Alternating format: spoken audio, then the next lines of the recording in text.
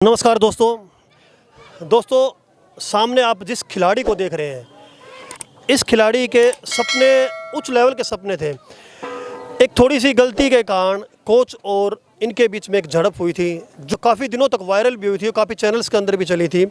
सत्येंद्र मलिक जी, जिस तरह का वाक़या हुआ था, उसके बाद आपके खेल के ऊपर किस तरह का प्रभाव पड़ा, वो जो हमें देख रहे हैं, ताकि हकीकत तो सबको पता ही चल चुकी थी, फिर भी उसके बारे में आप कुछ बताना चाहते हैं जो मेन है।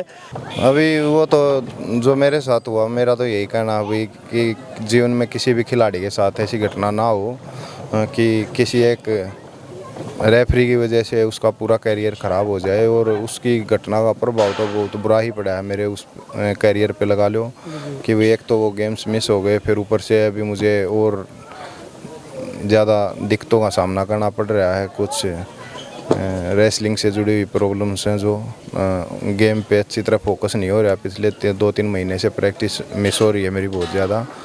और ऐसा मेरा तो यही सोचना है कि भाई जो मेरे साथ हुआ, मैं कोशिश करूँगा लाइव में जो हमारे आने वाले, जैसे हमारे गांव से ही बहुत से बच्चे निकल के आ रहे हैं, उनके साथ ऐसा भविष्य में ना हो, तो उस पर अपनी तरफ से जीवन में आगे बढ़ के काम करेंगे। कुछ सोच है कि भाई आगे भविष्य में किसी हमारे गांव या हमारे हल्के या किसी आसपास के गांव के किसी खिलाड़ी के साथ ऐसी घटना का वो शिकार ना हो। उसके लिए जीवन में आगे सोच के आगे बढ़ने का मेहनत के साथ काम करेंगे। अभी रेसलिंग से ही जुड़े हुए हैं, अपनी मेहनत कर रहे हैं।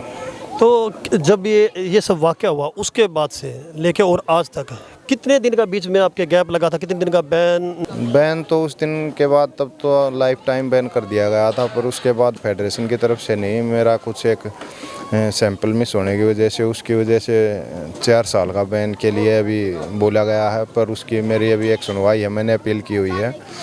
वो अगर ठीक ठाक मेरे पक्ष में होता तो मैं अपनी रेसलिंग से दोबारा से स्टार्ट करके अच्छी तरह प्रैक्टिस करके खुद को अभी अगले साल जो नेशनल गेम्स होने हैं उनके लिए तैयारी करूँगा। और बस यही है, उसमें जो हो गया उसको तो हम वापस ला नहीं सकते। वो तो गेम्स बैन जो है, अब पर्टिकुलरली क्या लगता है आपको, अभी हट जाएगा या कैसे क्या? हाँ, हटना ही चाहिए मेरी ओर से। तो भाई मेरी कोई ऐसी तो है नहीं कि मैंने कई बार ऐसी कोई गलतियाँ की हों कि भाई मैं डोप को 2-3 बार सैंपल को मिस किया हो। मेरी लाइफ का पहली मिस्टेक है ये। तो इतना, और उसके बाद भी मैं लगातार कंटिन्यू कैंप में रहा हूँ। कभी ऐसा कुछ मैंने लाइफ में कुछ ऐसा बैन लगे जिससे कि भाई स्टेरॉइड वगैरह जो डोप टेस्ट होता है उसमें मिला हो, मेरा तो वो भी नहीं कभी। मैंने बहुत सारे टाइम लगातार 10 साल से मैं अपने एयरफोर्स टीम में गोल्ड मेडल दे रहा हूँ और लगभग हर साल ही वहाँ पे मेरा डोप टेस्ट होता है। तो यही उम्मीद है कि भाई कोई ऐसी मैंने जानबूझ के तो गलती की नहीं। मुझे उस दिन जेन्युइन प्रॉब्लम थी, उसकी वजह से अब जो दिक्कतें का सामना करना पड़ रहा है। पर काफ़ी चीज़ें हैं इसमें भी, काफ़ी साजिशें हो रही हैं। चलो देखेंगे, निपटेंगे, प्रभु की दया। पता नहीं जिस रास्ते पे ले जाना चाह रहा है उस पे जाएंगे। हौसला कहीं ना कहीं टूट जाता है, तो अब जो प्रैक्टिस कर रहे हैं, कहीं ना कहीं आपकी एक्सरसाइज में कोई फ़र्क आपको क्योंकि जब ये सब चीज़ें हो जाती है, कहीं ना कहीं दिमाग में कुछ ना कुछ चलता रहता है। प्रैक्टिस कर रहा हूँ, क्या पता आगे मौका मिल पाएगा, किस तरह से, क्या ये कुछ ख्यालात आपके दिमाग में चलते हैं? बिल्कुल चलते हैं भाई साहब। बल्कि मैं तो ये कहना चाहूँगा, जब किसी खिलाड़ी को इस तरह की समस्या का सामना करना पड़ता है तो उसका दिमाग बहुत ज़्यादा डाइवर्ट रहता है। अभी पिछले में तो खुद का ही एग्जांपल देके बता रहा हूँ। जब ये मामला चल रहा था तो कुछ दिन बाद जब मैं प्रैक्टिस में जोर कर रहा था तो मेरे तो खुद उस दिन की घुटने में इंजरी हो रही है। तो अब तो काफ़ी ठीक हो गई। इन 2 महीने का रेस्ट डॉक्टर ने बोला था। तो प्रैक्टिस में भी डिस्टर्ब होता है और वैसे मानसिक तौर पर डिस्टर्ब तो होता ही है। पर एक खिलाड़ी का खेल का जीवन में बस एक यही महत्व है कि खिलाड़ी कैसी भी सिचुएशन हो उससे निकलने का तरीका उसको बखूबी आता है। और मैं भी काफ़ी हद तक अपने खुद को इस तरीके से स्ट्रॉन्ग कर रहा हूँ कि भाई मुझे इस तरह की दिक्कतों का लाइफ में आगे सामना ना करना पड़े और मैं देश के लिए दोबारा खेल सकूँ और अपनी मेहनत को दोबारा से स्टार्ट करके अपने लिए अच्छा और अपने गांव और देश के लिए अच्छा कर सकूँ। दूसरा चौटाला जी आपके गांव के अंदर आए, तो गांव के अंदर आने के बाद आपने इनसे भी अपने लिए कुछ गुहार की होगी, और प्रशासन से भी आप क्या मांग चाहते हैं?